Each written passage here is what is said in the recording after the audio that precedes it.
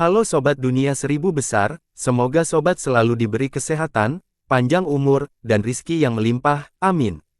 Sebelum masuk ke alur ceritanya, jangan lupa dukung channel ini ya dengan klik subscribe, like, komen, dan share, terima kasih. Mari kita lanjutkan perjalanan, Wang Lin. Saat suara keras itu keluar, suara itu berubah menjadi angin kencang yang menyebabkan bola api di sekitarnya menjadi redup. Suara keras bergema di dalam gua, menimbulkan perasaan hukuman ilahi. Wang Lin menarik napas dalam-dalam. Dia memegang tangannya dan dengan hormat berkata, "Salam, Senior Ye." Sosok itu perlahan menjadi padat dan berubah menjadi pria berusia sekitar 40 tahun. Orang ini sangat tampan, mata berbinar seperti bintang dan kulitnya sehalus batu giok. Dia memandang Wang Lin tanpa emosi di wajahnya dan berkata, "Murong, kamu boleh pergi." Murong, yang sedang berlutut di tanah, dengan cepat berdiri, mencapai salah satu gua, dan menghilang tanpa jejak. Ye Zi memasangkan tangan kirinya dan tirai cahaya tiba-tiba muncul dan mengelilingi mereka. Dia menghela nafas dan berkata, dengan perasaan sedih, "Wang Lin, kamu bukan murid dari Course Sect. Tidak perlu berbohong, kakak magang juniorku Wu Yu pasti membahas beberapa masalah. Wang Lin, tidak ada orang ketiga di sini, jadi beritahu aku." Wang Lin menegakkan punggungnya. Dia sudah merencanakan dalam perjalanan ke sini. Tidak mungkin dia bisa berbohong kepada seorang penggarap jiwa baru lahir seperti Ye Zi, jadi dia memutuskan untuk mengatakan yang sebenarnya. Setelah merenung sedikit, Wang Lin menceritakan semua yang terjadi di dalamnya. Ye Zi diam-diam mendengarkan dan tidak mendengarkan ucapan kata pun. Dia menghela nafas setelah Wang Lin selesai berbicara, lalu menutup matanya dan berpikir, apa yang dikatakan Wang Lin ini seharusnya benar. Ketika saudara laki-laki Wu Yu pergi, dia mengatakan bahwa boneka mayatnya akan segera muncul dan apa yang dikatakan Wang Lin cocok dengan kepribadiannya. Boneka mayat pemberontak. Sayangnya, saudara magang junior, bagaimana pemberontakan boneka mayat Nas Chen Sol tahap menengah bisa seperti yang Anda katakan? Bahkan jika aku pergi, aku tidak dapat menikmati hal yang sama sekali. Karena kamu menyuruh Wang Lin menyampaikan pesan itu, kamu pasti punya ide lain. Dengan itu, Ye Zi menyebarkan akal sehatnya dan kejutan. Metode yang dikembangkan Wang Lin ini sangat mirip dengan metode sekte mayat. Dia dipenuhi dengan energi yin. Setelah merenung sejenak, Ye Zi memahami maksud Wu Yu. Ini adalah cara Wu Yu mengirimkan panggilan darurat sambil mengirimkan murid sekte mayat. Setelah menyandera Wang Lin, dia melihat Adai. Setelah dia merenung sebentar, dia benar-benar memahami maksud Wu Yu. Tubuh Adai dibangun untuk mengolah metode budidaya sekte mayat. Setelah Ye Zi mengalihkan pandangannya, dia perlahan bertanya pada Wang Lin, "Dia adalah Adai, yang menemani saudara magang juniorku selama bertahun-tahun." Wang Lin mengangguk. Ye Zi menarik napas dalam-dalam dan dengan tegas berkata, "Wang Lin, saya telah memeriksa energi spiritual Anda dan energi tersebut mengandung banyak sifat yin. Jika Anda berada di sini, Anda akan mempunyai waktu yang jauh lebih mudah." "Wang Lin, apakah kamu bersedia menjadi murid sekte mayat?" Wang Lin sudah menebak semua yang bisa terjadi dalam perjalanan ke sini. Perekrutan Ye Zi sesuai dengan ekspektasinya, jadi dia dengan hormat berkata, "Murid bersedia." Ye Zi mengangguk lagi dan berkata, "Baik. Karena kamu beruntung bisa bertemu dengan adik laki-lakiku Wu Yu, maka kamu sebaiknya menjadi murid aslinya. Mulai sekarang, kamu adalah murid generasi kedua sekte mayat." Setelah itu, dia menunjuk ke arah Adai dan berkata, "Aku akan membawa Adai bersamaku." Dia melihat sekeliling Wang Lin dan berkata, "Jangan khawatir. Dia memiliki hubungan yang begitu dalam dengan adik laki-lakiku, aku tidak akan berani menyakitinya. Saya mengira akan menjadi murid pribadi saya." Dengan itu, dia mengatur tangan dan mengeluarkan batu giok biru tua. Lalu, dia meraih Adai dengan tangannya. Adai menjerit saat mereka menghilang ke dalam gua. Wang Lin menangkap batu giok itu. Dia mengiklankannya dengan akal ilahi dan ekspresinya menjadi aneh. Hanya ada beberapa teknik sederhana dan tidak ada jejak metode budidaya sekte mayat. Ini pasti karena Ye Zi khawatir, jadi Wang Lin tidak keberatan. Saat dia memeriksa batu giok itu, Murong keluar dari salah satu gua dan berjalan keluar. Setelah dia mengetahui bahwa Ye Zi telah pergi, dia terbang ke Wang Lin dan hendak berbicara ketika dia melihat batu giok di tangannya. Dia terkejut dan segera mundur beberapa langkah sambil berkata, murid Murong menyapa leluhur. Wang Lin terguncang dan menatap batu giok itu sambil berkata, saudaramu, tidak perlu seperti ini. Apakah warna batu giok itu ada artinya? Murong memandang batu giok di tangan Wang Lin dengan iri saat dia tersenyum pahit dan mengeluarkan batu giok biru muda dan berkata, leluhur, kamu tidak memiliki batu giok sebelumnya, jadi kita bisa berbicara satu sama lain seolah-olah kita adalah teman sebaya, tapi sekarang setelah kamu memiliki giokmu, Sekte Mayat memiliki aturan ketat mengenai pangkat, jadi bagaimana aku berani memanggilmu saudara Wang lagi? Lihatlah warna giokku. Giok adalah satu-satunya bentuk identifikasi di Sekte Mayat.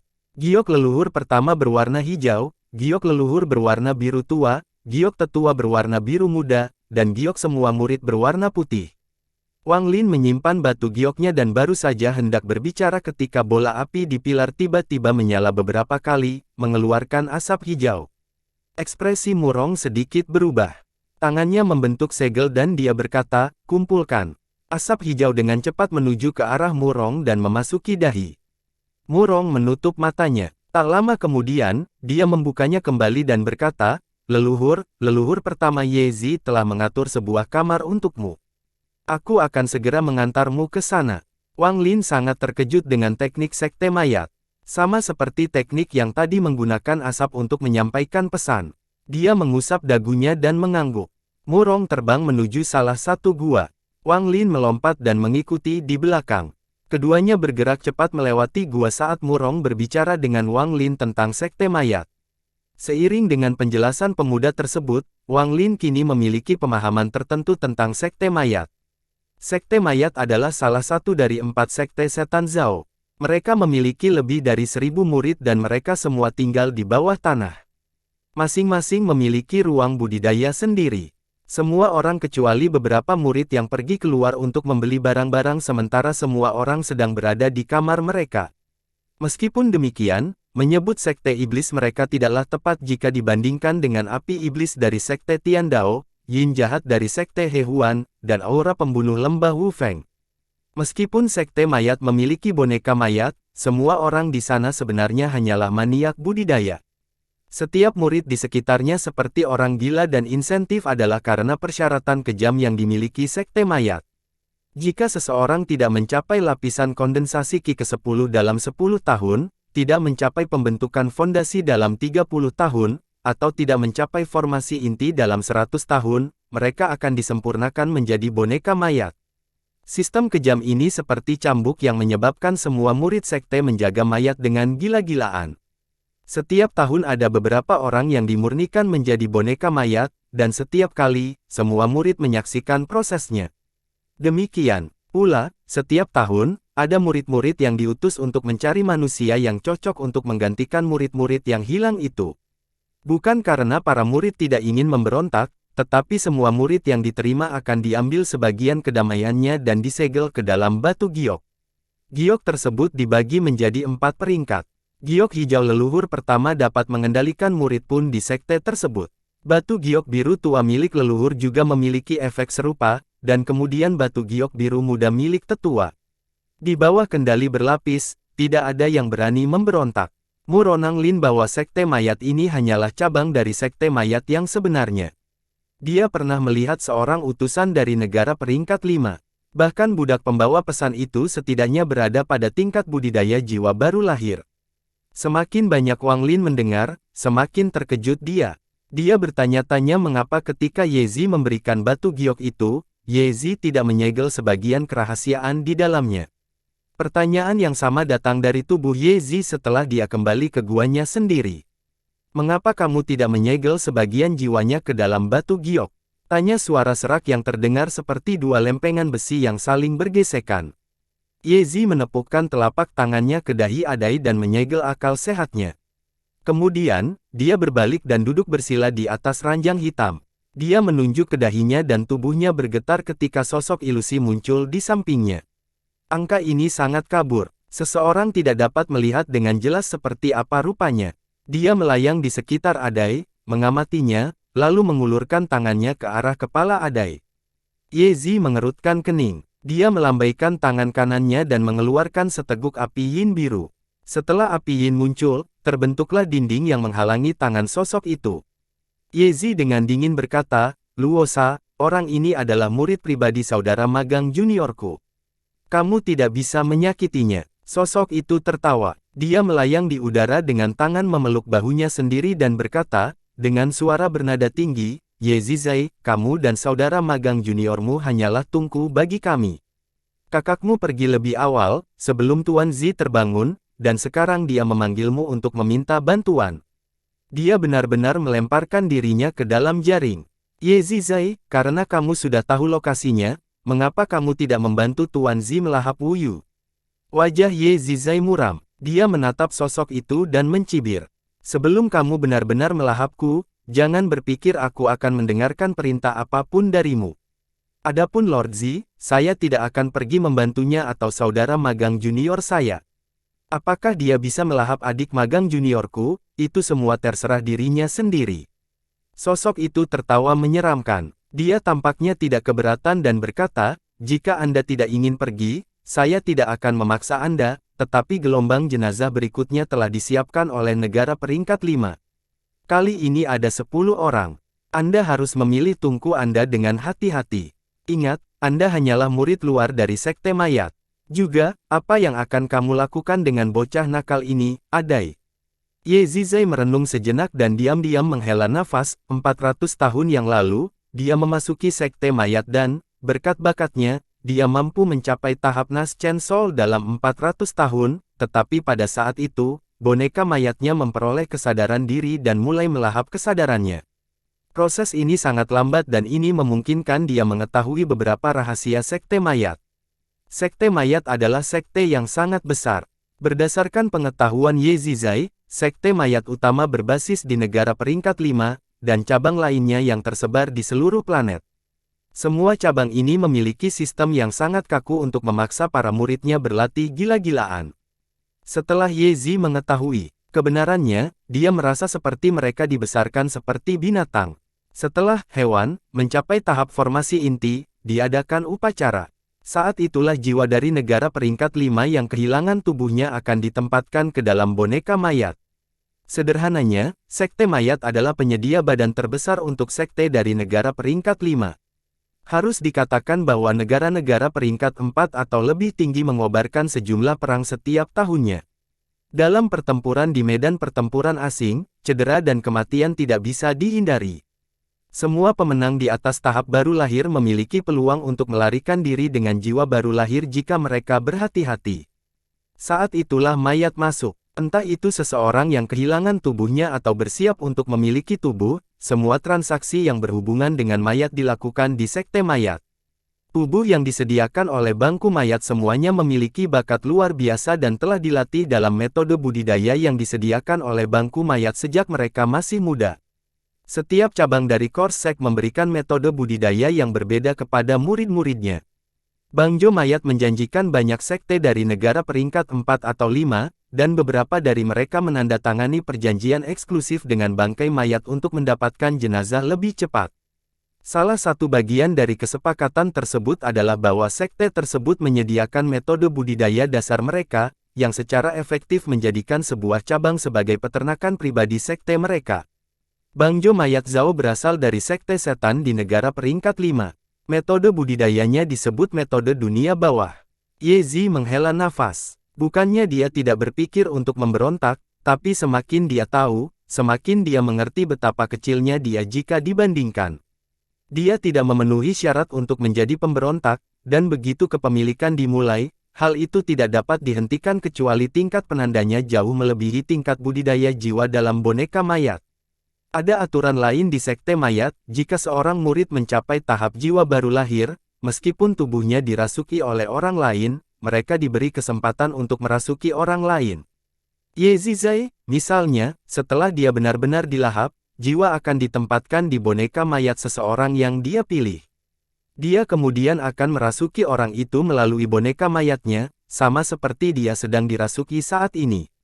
Tapi dia hanya punya satu kesempatan. Jika dia tidak dapat menembus tahap Nas Chen Sol dan mencapai tahap formasi jiwa, maka satu-satunya jalan yang tersisa dikirim ke medan pertempuran asing untuk digunakan sebagai umpan meriam.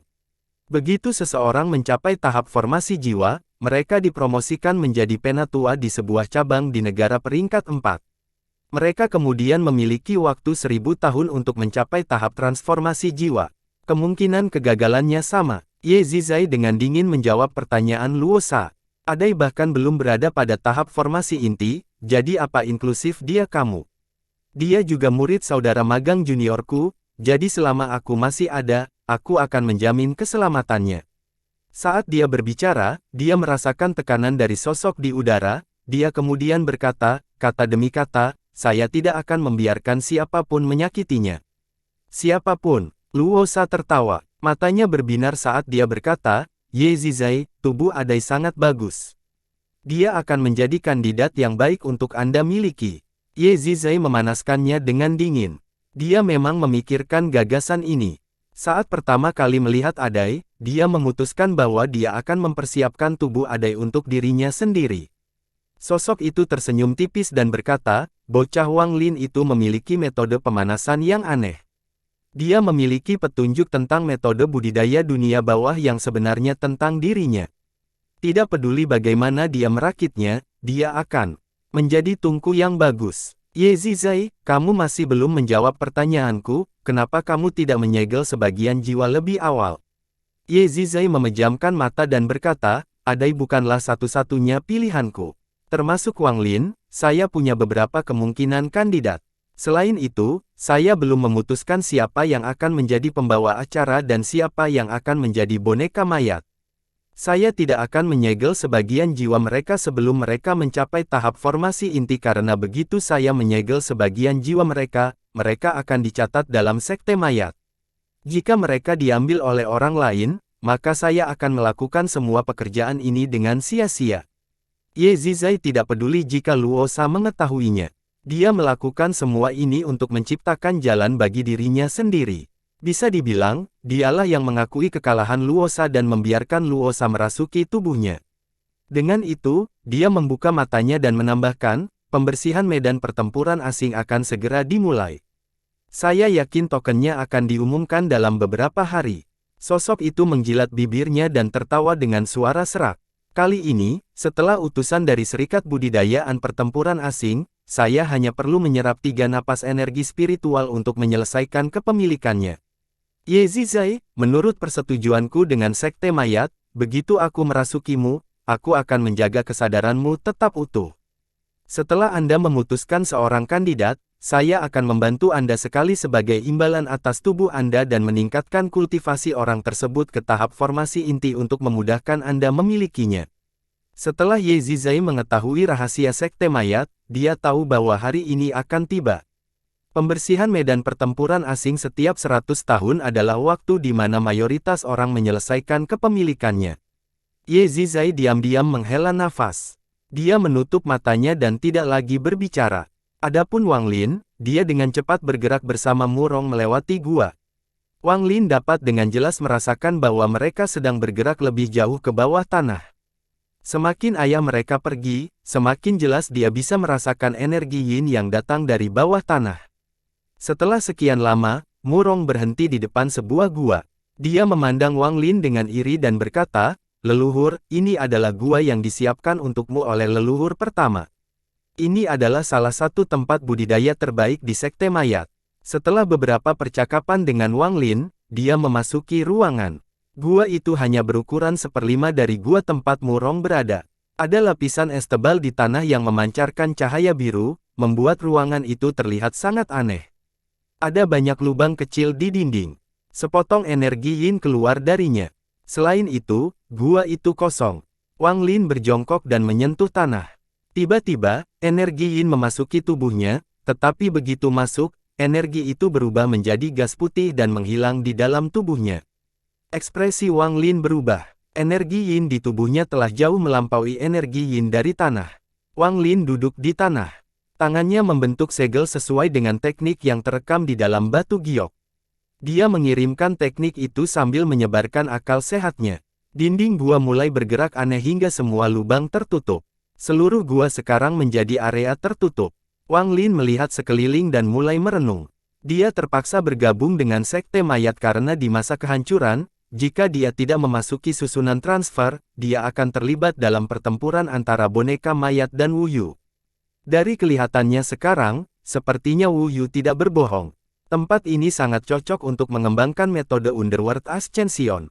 Tapi baru saja berada di sini, Wang Lin merasakan bahaya, terutama dari Ye Zi. Meski ekspresinya baik, Wang Lin merasa seperti sedang diawasi oleh ular berbisa. Perasaan ini segera berpindah dari Wang Lin ke Adai saat Ye Zi melihat Adai. Namun demikian, kehati-hatian Wang Lin tidak berkurang, tetapi dia menjadi lebih berhati-hati. Ye Zi ini pasti mempunyai niat buruk dalam pikirannya, pikirnya. Wang Lin sedikit mengernyit dan bergumam pada dirinya sendiri, sayangnya, situ masih tertidur. Dengan pengalamannya, dia akan bisa melihat Ye Zi secara instan. Saya harus mencari kesempatan untuk melarikan diri. Namun karena saya sudah berada di sini, saya harus memanfaatkan kesempatan ini untuk berkultivasi. Memikirkan hal itu, matanya berbinar. Tangannya membentuk segel dan menembakkan berbagai teknik. Segera, suara gemuruh terdengar dari lubang kecil di dinding dan gas putih memenuhi ruangan. Wang Lin membuka mulutnya dan menyedot semua gas putih ke dalam tubuhnya, tetapi segera, lebih banyak lagi gas putih muncul dari lubang di dinding. Saat gas putih memasuki tubuhnya, gas itu diserap oleh energi spiritualnya. Wang Lin mengungkapkan ekspresi aneh. Kedua tangannya membentuk segel saat dia menembakkan pilar cahaya. Pilar itu dengan cepat mengembun menjadi bola cahaya. Wang Lin bahkan tidak mengedipkan mata saat dia melihat bola cahaya bersinar biru muda dan berkedip sekali. Matanya berbinar saat dia bergumam pada dirinya sendiri, "Ertiin, kualitas biasa peringkat 1. Sebelum dia bisa menyelesaikannya, ekspresinya tiba-tiba berubah saat dia merasakan tekanan kuat datang dari semua sisi. Dia merasa seperti kehilangan kendali atas energi spiritual di tubuhnya. Ekspresi Wang Lin menjadi sangat serius saat dia segera menutup matanya dan mulai berkultivasi. Tetesan besar keringat berjatuhan dari dahinya dan tubuhnya segera basah oleh keringat. Pada saat itu, awan besar berwarna pelangi muncul di langit di atas Zhao. Dapat dikatakan menutupi seluruh langit. Saat awan itu muncul, seolah-olah pembalasan ilahi telah turun. Ekspresi setiap kultivator di bawah tahap Naschen Soul, tidak peduli di mana mereka berada, dari sekte mana mereka berasal, atau apa yang mereka lakukan, berubah. Di bawah tekanan yang sangat besar, semua murid kondensasi Qi ketakutan karena mereka kehilangan kendali atas energi spiritual di tubuh mereka. Semua penggarap pembentukan yayasan dan formasi inti segera duduk untuk berkultivasi guna mengatur energi spiritual dalam tubuh mereka. Hanya para penggarap Naschen Soul yang mampu melawan, namun ekspresi mereka sangat berubah. Di area rahasia di gunung belakang Sekte Xiandao, Punan Zi tiba-tiba membuka matanya. Ekspresinya berubah beberapa kali sebelum memperlihatkan ekspresi ekstasi. Tanpa sepatah kata pun, dia menghilang dari area rahasia dan muncul kembali sejauh 100 km. Di dalam area Zhao, beberapa seberkas cahaya muncul di langit, semuanya menuju menara surga di pusat Zhao. Dengan reaksi para pembudidaya, manusia bereaksi lebih kuat. Semuanya tergeletak di tanah menuju menara surga. Legenda mengatakan bahwa janji ilahi berwarna pelangi akan datang setiap 100 tahun sekali. Akhirnya muncul lagi. Semua penggarap jiwa baru lahir yang kuat terbang menuju menara surga. Jauh di dalam gua mayat sekte, mata Ye Zizai berbinar saat dia menghilang dari ruangan dan dengan cepat berteleportasi. Sebelum dia pergi, dia menggunakan batu giok hijaunya untuk mengirimkan perintah kepada setiap murid mayat sekte. Aku akan keluar selama beberapa hari. Buka formasi pertahanan dan bunuh siapapun yang berani pergi. Nenek moyang keluarga Teng, Teng Huayuan, sedang cocok ditanam di dalam rumah leluhur keluarga Teng ketika awan berwarna pelangi muncul. Mata berbinar dan keraguan muncul di matanya. Setelah beberapa saat, dia meninggalkan giok transmisi suara dan pergi. Adegan yang sama terjadi di berbagai sekte besar di seluruh Zhao. Dari area Zhao, semua jalur cahaya berkumpul di menara surga. Menara surga adalah simbol negara yang merupakan bagian dari persatuan budidaya. Ketika suatu negara bergabung, Uni mengirimkan seseorang untuk membangun menara tersebut. Seorang utusan tinggal di dalam menara surga. Utusan ini tidak mencampurkan urusan negara tempat mereka berada dan hanya keluar untuk menyelesaikan masalah besar. Punanzi adalah mitra Naschen Sol pertama yang mencapai menara surga. Bagaimanapun, dia mengobarkan Naschen Sol terakhir yang tersisa dari 500 tahun yang lalu. Tingkat pemikirannya sudah berada pada tahap pertengahan Naschen Sol dan dia hanya memperkirakan lagi dari tahap akhir Naschen Sol. Seiring dengan pengalaman yang ia dapatkan dari medan pertempuran asing, ia memegang teguh posisi paling kuat di Zhao. Dia mengenakan jubah abu-abu saat dia muncul di dasar menara surga. Melihat menara surga, menara berbentuk segi delapan yang menjulang hingga ke langit. Ada pancaran cahaya yang datang dari menara tersebut, membuatnya terlihat sangat misterius. Punanzi menatap menara surga dengan rasa takut yang masih menempel di matanya. Ini adalah kedua kalinya dia berada di sini. Pertama kali adalah 500 tahun yang lalu, ketika seluruh 23 melibatkan Naschen Sol dari Zhao dipaksa oleh negara peringkat 4 untuk memasuki medan pertempuran asing. 500 tahun kemudian, dialah satu-satunya orang yang kembali. Punanzi bahkan tidak tahu bagaimana dia bisa bertahan selama 500 tahun ini. Ada beberapa pertempuran besar setiap hari dan hidup dan mati yang ditentukan dalam sekejap. Selama 500 tahun ini, dia melihat banyak kekuatan yang kuat. Para pembudidaya yang kuat ini hanya perlu menggerakkan jari mereka untuk membunuhnya. Salah satu nel dari Zhao, nenek-nenek moyang dari Sekte Heng Yue, Punanzi secara pribadi melihatnya ditelan utuh oleh seorang yang penuh kasih sayang yang terlihat sangat luar biasa. Semakin banyak Punanzi melihatnya, semakin takut dia jadinya, dan semakin takut dia jadinya, semakin dia ingin menerobos tahap Naschen Sol. Dalam 500 tahun di medan pertempuran asing, dia mengetahui bahwa di luar tahap formasi jiwa, ada tahap transformasi jiwa. Dengan perasaan campur aduk, dia membungkuk ke arah menara surga dan berkata, "Utusan, Punanzi dari Sekte Suandao ada di sini." "Punanzi, kamu dan aku bisa dianggap kenalan lama. Anda tidak perlu terlalu formal." Sebuah suara hangat datang dari menara, diikuti oleh seorang lelaki tua. Orang tua ini bertubuh agak bulat, agak jelek, dan mengenakan jubah hijau yang menonjolkan perutnya yang bulat, membuatnya terlihat lucu. Namun Punanzi tidak berani menunjukkan rasa tidak hormat. Dia melambaikan tangannya dan mengeluarkan tas berisi. Dia menyerahkannya kepada lelaki tua itu dan berkata, "Tuan Utusan, ini adalah beberapa materi yang telah saya kumpulkan sejak saya kembali. Beberapa di antaranya adalah materi yang Anda minta." Pria tua gemuk itu menyipitkan matanya dan tertawa. Dia menerima tas itu bahkan tanpa melihatnya dan menyimpannya sambil berkata, "Punanzi, kamu adalah kultivator Naschen Sol pertama dari Zhao yang berhasil kembali dari medan pertempuran asing sejak aku menjadi utusan Zhao. Saya telah mengirimkan semua informasi Anda ke sekte saya. Mereka telah mengirimkan kabar bahwa jika Anda berhasil menembus tahap akhir Naschen Sol dalam waktu 100 tahun, maka mereka akan melanggar aturan dan menerima Anda sebagai murid kehormatan." Punanzi memperlihatkan ekspresi ekstasi dan mengangguk. Saat keduanya berbicara, dua seberkas cahaya tiba, mendarat di area terbuka. Seorang pria dan wanita ada di dalamnya. Pria itu tampak berusia sekitar 30 tahun. Dia sangat tampan dalam cara yang jahat. Ketika dia melihat lelaki tua gendut itu, dia dengan cepat dan penuh hormat berkata, "Chen Huan dari Sekte He Huan menyapa utusan Tuan." Wanita itu sangat cantik. Dia memandang lelaki tua gemuk itu dan dengan hormat berkata, "Chen Yan dari Sekte He Huan menyapa utusan Tuan." Utusan gemuk itu mengangguk dan tidak lagi memperhatikan mereka saat dia mulai mengobrol dengan Punanzi. Dari pandangannya, hanya Punanzi yang berhak berbicara dengannya. Tak lama kemudian, lebih dari 10 orang datang, termasuk Teng Huayuan. Yang terakhir tiba adalah Ye Zizai.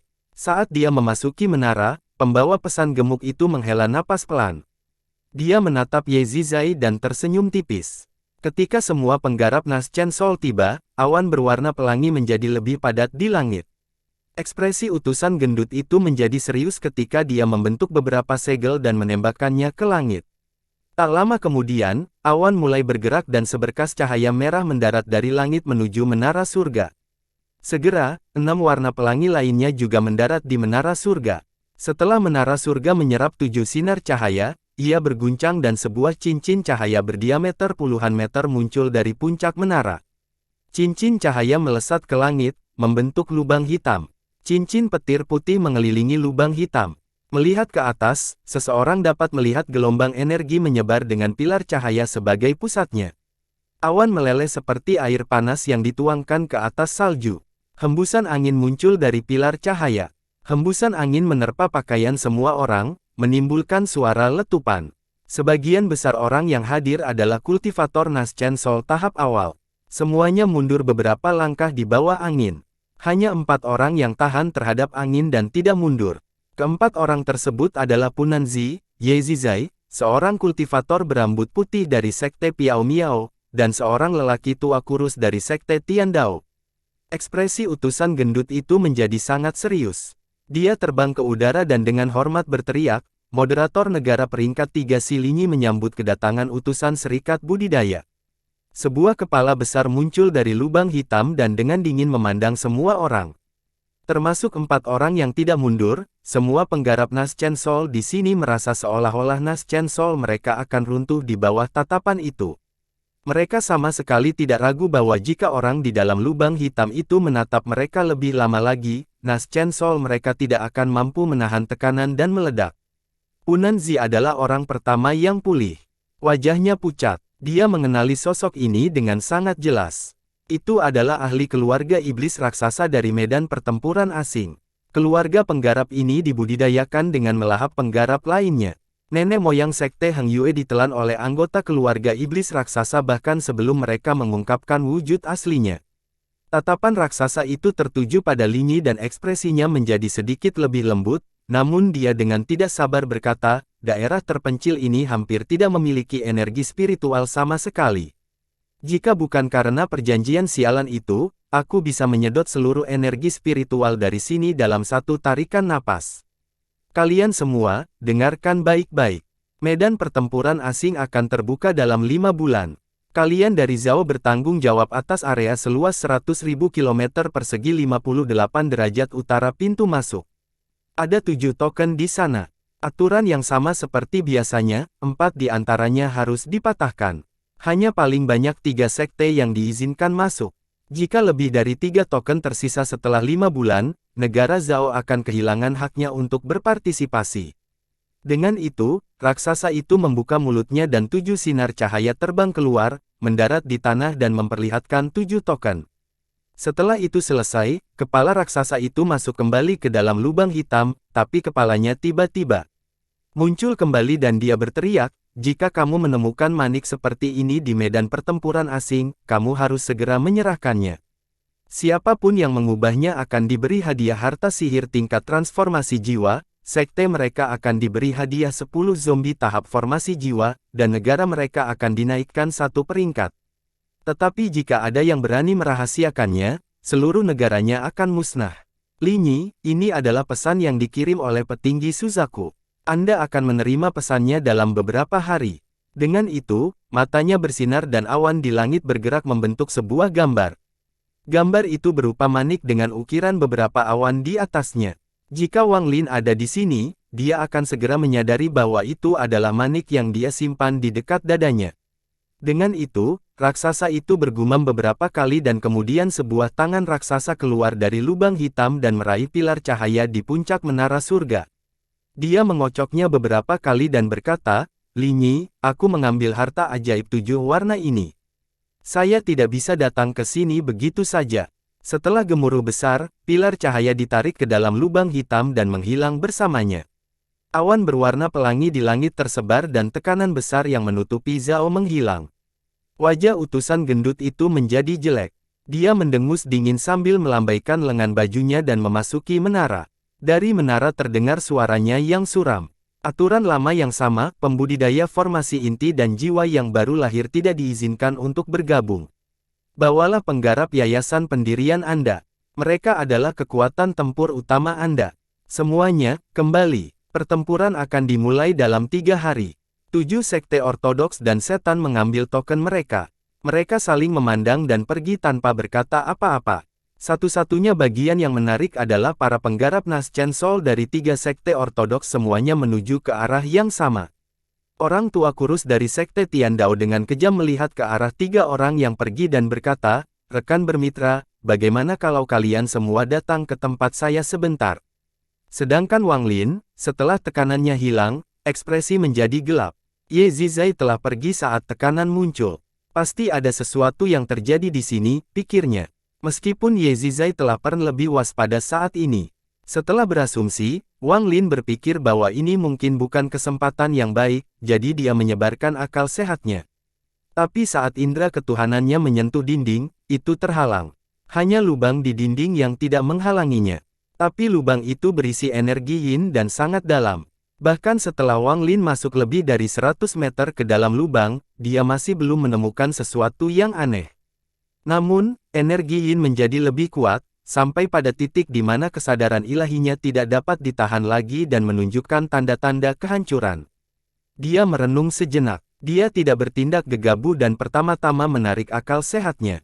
Dia menenangkan hatinya, lalu membentuk beberapa segel ketika seluruh energi spiritual di tubuhnya mulai bekerja.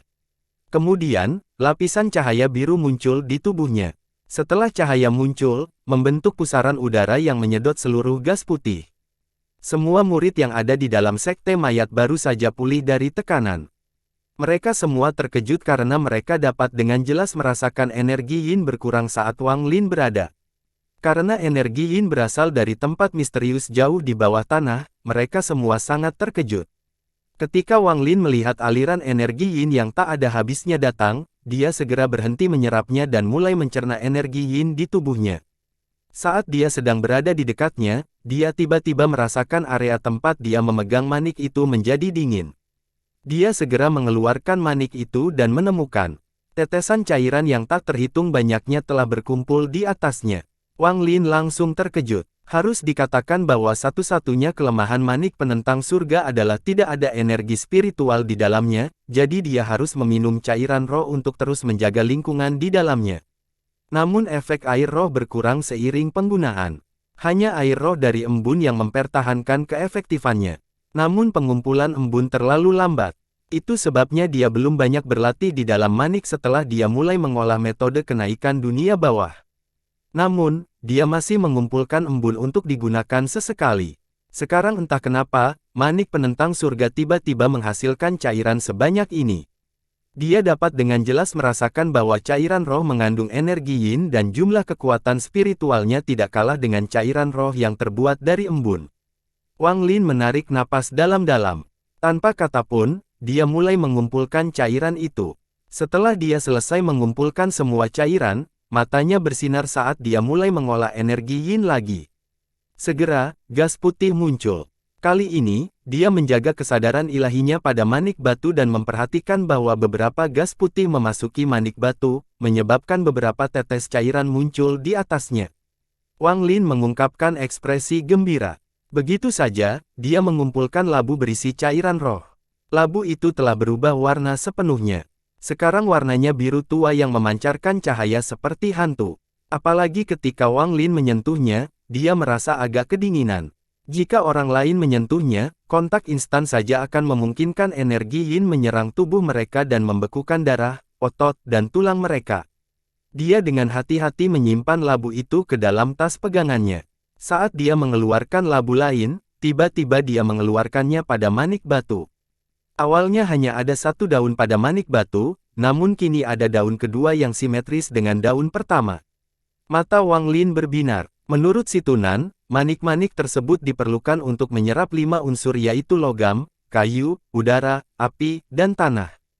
Hanya setelah itu manik-manik itu akan benar-benar terbuka dan mengakui pemiliknya. Elemen airnya sudah penuh, itulah sebabnya awan di manik-manik itu menghilang. Daun tersebut menandakan membutuhkan unsur kayu. Namun material berelemen kayu sulit ditemukan. Ketika Wang Lin memeriksa pasar di kota keluarga Teng, dia menemukan beberapa, tapi harganya semuanya sangat tinggi. Dan dia tidak tahu bagaimana membuat manik itu menyerapnya atau bahkan apakah bahan itu cukup untuk melengkapi manik itu, jadi dia menyerah. Tapi kalau dilihat sekarang, ada daun tambahan di manik itu.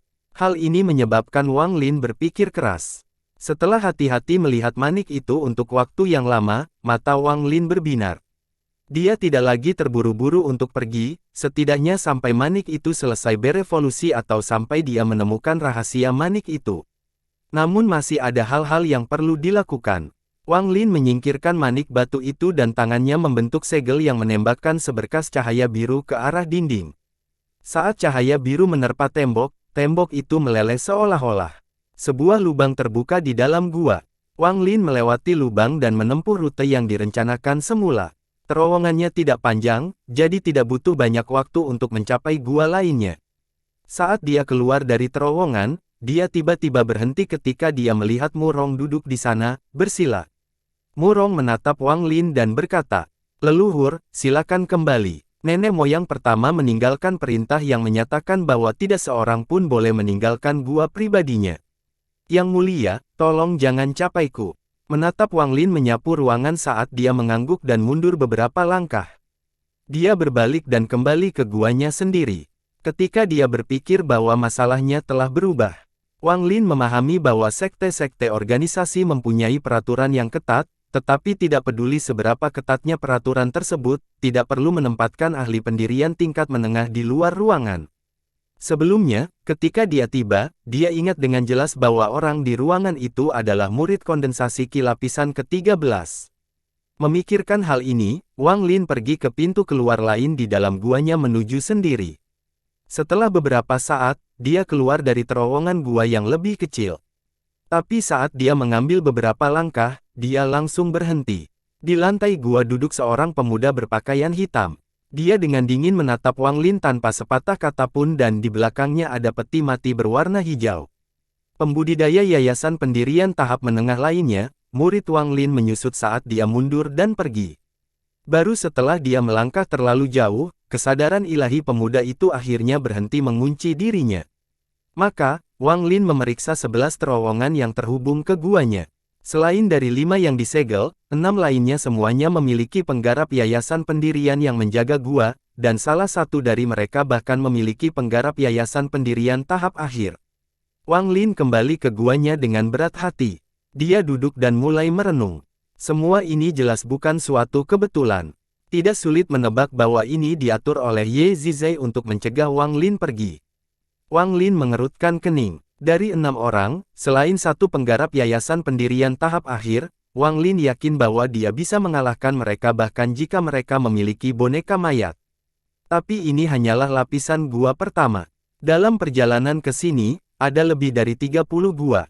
Akibatnya, dia tidak bisa pergi dalam waktu singkat, bahkan sebelum dia bisa mencapai gua terakhir, dia akan dihentikan oleh penggarap yayasan pendirian tahap akhir, atau bahkan penggarap formasi inti dari sekte mayat. Wang Lin tidak bisa menahan senyumnya. Dia berharap si Tunan sudah bangun sekarang. Jika si Tunan sudah bangun, akan lebih mudah untuk memanfaatkan pengalaman si Tunan. Wang Lin memanggil si Tunan beberapa kali di dalam manik, tetapi menyerah setelah tidak mendapat tanggapan apapun. Tapi Wang Lin tahu jika dia ingin meninggalkan tempat ini, itu bukanlah sesuatu yang bisa dia lakukan dalam waktu singkat. Tindakannya sebelumnya hanya untuk memeriksa situasi. Kedua tangannya membentuk segel dan menutup gua. Dia mulai mengolah energi yin sekali lagi. Dia tidak hanya memiliki manik itu, tetapi kesadaran ilahinya juga memasuki lubang di dinding. Wang Lin tidak membagi divine sense-nya, tetapi memindahkan semuanya menjadi satu ke dalam salah satu lubang kecil. Hasilnya, jangkauan keilahiannya meningkat pesat. Awalnya, dengan akal sehat, jangkauannya adalah 1 kilometer, tetapi gangguan dari dinding gua sangat kuat, sehingga terjit Wang Lin berkultivasi, gas putih dengan cepat berkumpul ke arahnya. Perasaan ilahinya seperti seutas benang tipis yang melewati terowongan di dinding. Meski terowongannya sangat panjang, kerumitannya bahkan lebih menakjubkan. Segera, dia tiba di titik terjauh yang pernah dia selidiki, yaitu sekitar 100 meter dari gua Wang Lin. Setelah perasaan ilahinya sampai di sana, menjadi sulit untuk melangkah lebih jauh karena gelombang energi yin melaju ke depan.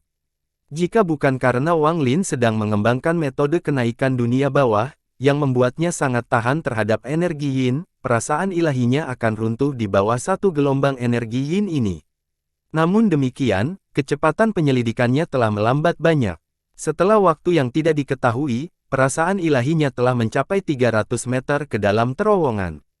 Gas putih yang mengalir ke arahnya datang secara bergelombang hingga hampir membentuk dinding yang menghalangi jalannya. Wang Lin mengatupkan giginya dan menghancurkan dinding ini dengan akal sehatnya. Adegan di depannya menyebabkan Wang Lin yang duduk di sana berkultivasi dengan mata tertutup membuka matanya.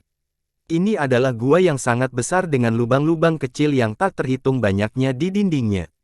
Perasaan ilahi Wang Lin keluar dari salah satu lubang kecil itu. Di tengah ruangan ada peti mati yang sangat besar. Peti mati ini terlihat sangat normal.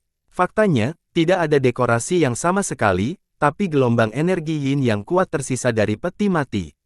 Energi yin berubah menjadi gas putih yang tersedot ke dalam lubang yang tak terhitung jumlahnya. Wang Lin ragu-ragu dan mengamati peti mati itu sebentar. Kemudian, dia mencoba memeriksanya dengan akal sehatnya dan, yang mengejutkan, dia masuk tanpa perlawanan apapun. Peti mati itu benar-benar kosong kecuali sebuah lubang besar. Energi yin keluar dari lubang ini. Energi yin sangat padat. Gelombang energi yin menghalangi perasaan ilahi Wang Lin saat melihatnya. Di guanya sendiri, mata Wang Lin menunjukkan cahaya yang penuh tekad. Untuk mengetahui dari mana energi yin ini berasal dan mengapa manik tersebut dapat menyerap energi yin ini, dia mengeluarkan labu dari tasnya dan meneguknya tanpa ragu-ragu. Bahkan dengan kondisi fisik Wang Lin saat ini, dia tidak bisa menahan diri untuk tidak mengaturnya. Dia dengan cepat kehilangan kesadaran dan tubuhnya menjadi mati rasa. Wang Lin tidak membuang waktu dan dengan cepat mengedarkan energi spiritual di tubuhnya untuk menyerap energi yin. Saat dia menyerap energi yin, perasaan keilahiannya menjadi lebih kuat. Dengan aliran energi yang konstan, perasaan ilahinya masuk ke dalam lubang di peti mati. Perasaan ketuhanannya berjuang di dalam lubang dan berkali-kali energi yin hampir menyebarkan perasaan ketuhanannya. Ketika dia turun sekitar 400 meter, energi yin membentuk dinding. Wang Lin mengatupkan giginya dan meneguk cairan roh yin. Dia menerobos dinding dan terkejut dengan apa yang dilihatnya. Sebuah tubuh yang sangat besar melayang di udara. Jika Wang Lin membandingkan tubuhnya dengan raksasa ini, dia hanya akan seukuran jari raksasa itu. Di tubuhnya terdapat tanaman aneh berwarna ungu kehijauan. Tanaman akan bergerak dengan cara yang aneh dan tubuhnya akan terlihat mengecil, namun dengan cepat tumbuh kembali normal. Saat siklus berakhir, tanaman ungu dengan cepat melepaskan energi yin. Wang Lin tercengang. Dia menyebarkan akal ilahi, mengamatinya sebentar, dan tertegun. Tubuh ini sengaja ditinggalkan oleh seseorang di sini. Tujuannya untuk menjadi nutrisi bagi tanaman berwarna ungu kehijauan. Jelas bahwa alasan sekte mayat memiliki energi yin adalah karena tanaman ini. Bahkan alasan mengapa manik penentang surga berevolusi pasti karena planet-planet ini. Wang Lin merasa tempat ini sangat aneh karena saat dia masuk, dia merasakan bahaya. Saat dia hendak pergi, suara yang sulit dimengerti terdengar. Wang Lin tidak mengatakan sepatah kata pun dan berusaha menarik akal sehatnya, tetapi dia terkejut saat mengetahui bahwa energi yin di ruangan itu menghalangi dia untuk pergi. Segera, suara itu semakin dekat dan dekat, sampai dia hampir bisa mendengar apa yang dikatakannya. Selamatkan aku. Wang Lin dengan tegas mengambil labu tersebut dan meminum semua sisa cairan roh yin. Perasaan ilahinya bergetar saat dia mengisi energi yin di sekitarnya. Energi yin dalam jumlah besar memasuki akal ilahi dan bercampur dengan energi yin yang tidak terserap di tubuhnya, menyebabkan Wang Lin batuk seteguk darah. Pada saat darahnya dibatukkan, darahnya sudah membeku. Meski begitu, kesadaran ilahinya menerobos penghalang dan dengan cepat kembali ke tubuhnya. Dia mengeluarkan lebih banyak darah. Beku saat dia mengungkapkan ekspresi ketakutan. Dia tidak berani memeriksanya lagi dan segera mulai berkultivasi untuk mengatur tubuhnya. Setelah beberapa saat, dia membuka matanya dan mulai merenung sambil menatap lubang di dinding. Waktu perlahan berlalu dan dalam sekejap mata, Wang Lin sudah berada di Korsek selama 4 hari. Dalam 4 hari ini, selain 3 hari yang lalu, ketika dia menjelajah bawah tanah dengan akal sehatnya, dia tidak keluar sama sekali. Dia menghabiskan seluruh waktunya mengumpulkan cairan roh yin dari manik. Selama ini, maniknya berubah dari 2 helai daun menjadi 3 helai daun. Menurut perhitungan Wang Lin, jumlah daun seharusnya sama dengan awan sebelumnya, totalnya 10. Wang Lin juga mengetahui dari pengalaman sebelumnya bahwa setiap daun akan memakan waktu lebih lama dari yang terakhir. Jika dia terus seperti ini, maka butuh waktu bertahun-tahun sebelum dia bisa menyelesaikan elemen kayunya. Tapi mayat sekte bukanlah tempat dia bisa tinggal lama. Dia memutuskan untuk memeriksa tempat itu sekali lagi untuk menemukan cara agar tubuhnya bisa masuk. Jika dia bisa mendapatkan sebagian dari tanaman itu, dia yakin dia bisa membuat manik itu berevolusi lebih cepat. Namun bahaya melakukan hal ini terlalu besar. Bahkan Wang Lin pun tidak yakin. Setelah merenung dalam waktu lama, dia menyerah untuk pergi ke sana secara langsung. Dia memahami bahwa dengan tingkat kultivasinya saat ini, tidak peduli seberapa hati-hatinya dia, kemungkinan dia bisa mendapatkan tanaman ungu kehijauan itu rendah dan kemungkinan besar dia akan kehilangan nyawanya. Setelah memikirkan situasinya, dia tahu bahwa itu tidak aman. Setelah dia mengambil keputusan, dia menamparkan tas pegangannya dan sarung pedang yang tampak kuno melayang di depannya. Setelah Wang Lin mendapatkan sarung pedang ini, dia hanya menyempurnakannya sekali setelah dia mencuri fondasi Teng Li. Meskipun dia tidak berhasil menyempurnakannya, dia berhasil mengendalikannya, namun efeknya tidak terlalu bagus. Dia hanya mampu membuat pedang terbang itu tenggelam 3/5 bagiannya. Wang Lin telah mempelajari sarung pedang ini berkali-kali. Bahkan si Tunan mengatakan bahwa sarung pedang ini sangat aneh dan lebih berharga daripada pedang terbang kecil yang telah melalui pemurnian darah. Mata Wang Lin berbinar saat dia bergumam. Sun Hao mengatakan sebelumnya bahwa dia menemukan pedang dan sarung pedang ini di dalam gua kuno dan selain tuannya, hanya orang yang telah mencapai tahap formasi inti yang dapat memperbaikinya. Ada kebenaran dan kebohongan dalam hal ini. Bukan berarti Anda tidak dapat menyempurnakannya jika Anda berada di bawah tahap formasi inti, hanya saja jumlah waktu dan energi spiritual yang dibutuhkan terlalu besar. Setelah Anda mencapai tahap formasi inti, api di dalam inti seseorang akan sangat mempersingkat prosesnya. Sayangnya, teknik pemurnian darah hanya bisa digunakan pada satu item. Jika bisa digunakan pada keduanya secara bersamaan, maka segalanya akan lebih mudah. Wang Lin bahkan tidak berkedip saat dia menatap sarung pedang itu. Untuk meningkatkan kekuatan pedang terbangnya, dia harus mencoba menyempurnakan sarung pedang ini lagi. Meskipun dia tidak memiliki inti, dia memiliki inti dingin dari budidaya metode kenaikan dunia bawah. Seluruh energi spiritual di tubuhnya dikelola oleh inti dingin di tubuhnya. Wang Lin telah mempelajarinya selama beberapa waktu, tetapi si Tunan pernah memberitahu jauh dari inti sebenarnya dan kecuali jika itu adalah pilihan terakhir, inti dinginnya tidak boleh meninggalkan tubuhnya. Setelah inti dingin meninggalkan tubuh untuk jangka waktu tertentu, inti tersebut menghilang, artinya dia harus membentuk inti lain. Pertama kali dia menyempurnakan sarung pedang adalah ketika dia pertama kali memasuki tahap yayasan pendirian. Sekarang dia telah mengembangkan metode kenaikan dunia bawah, belum lagi perubahan kualitas energi spiritualnya sendiri juga meningkat pesat. Dia sekarang berada di puncak pendirian yayasan tahap awal dan hanya selangkah lagi dari pendirian yayasan tahap pertengahan, jadi kali ini akan jauh lebih mudah. Memikirkan hal itu, Wang Lin membuka mulutnya dan mengeluarkan seteguk energi spiritual Yin. Saat energi spiritual Yin menyentuh sarung pedang, lapisan es menutupi sarung pedang. Wang Lin menunjuk dengan jarinya dan sarung pedang perlahan berputar di udara sambil memancarkan cahaya biru. Itu terlihat sangat indah. Tangan Wang Lin tidak berhenti saat dia menembakkan beberapa sinar cahaya biru. Setiap kali cahaya biru menyentuh sarung pedang itu akan bergetar. Lambat laun, tangan Wang Lin bergerak semakin cepat, hingga tampak seperti ada aliran cahaya yang menghubungkan tangan Wang Lin dengan sarung pedang dan frekuensi gemetar sarung pedang meningkat. Tetesan besar keringat muncul di dahi Wang Lin, tetapi langsung membeku dan jatuh ke tanah. Wang Lin tidak punya waktu untuk memikirkan hal itu sama sekali saat dia dengan cepat menembakkan beberapa sinar cahaya biru lagi. Kemudian, dia dengan cepat menamparkan tasnya dan meminum cairan roh Yin sebelum dia melanjutkan menyempurnakan sarung pedangnya. Waktu perlahan berlalu. Setelah sarung pedang bergetar dalam waktu yang lama, cahaya biru yang mengelilinginya menyala dan padam. Perlahan, bentuk segi lima muncul di sarung pedang. Setelah melihat polanya, Wang Lin sedikit santai. Dia tidak lagi memancarkan sinar biru dan malah mengatur energi spiritual di tubuhnya sambil berpikir, kultivasi saya sekitar 5 kali lebih kuat dari sebelumnya. Si Tunan memberitahuku tentang metode yang dapat memaksa munculnya formasi pada sarung pedang dengan menggunakan energi spiritualku. Terakhir kali, saya menembakkan 5.000 sinar energi spiritual sebelum formasi muncul, tetapi saya terlalu lelah untuk melanjutkan. Kali ini, ia muncul hanya setelah 1.000 sinar. Meskipun tingkat kultivasi saya telah meningkat pesat, masih terlalu jauh dari tahap formasi inti. Si Tunan mengatakan sebelumnya bahwa pada tahap formasi inti, hanya beberapa sinar energi spiritual yang akan memaksa formasi tersebut muncul. Dia menarik napas dalam-dalam. Tangan kanannya membentuk segel dan menunjuk ke perutnya.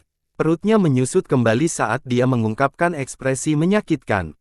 Tangan kanannya perlahan terangkat dari perutnya dan dia membuka mulutnya saat sebuah bola biru seukuran bola bayi pertama melayang keluar dari mulutnya. Wajah Wang Lin pucat. Setelah bernapas perlahan sebentar, dia dengan cepat menunjuk ke inti yang dingin. Tiba-tiba, inti dingin itu meleleh menjadi genangan cairan biru. Wajah Wang Lin menjadi lebih pucat. Bahkan tidak ada bekas darah, tapi ekspresi Wang Lin menjadi lebih serius saat dia dengan hati-hati mengarahkan inti dingin yang meleleh menuju sarung pedang. Bersambung.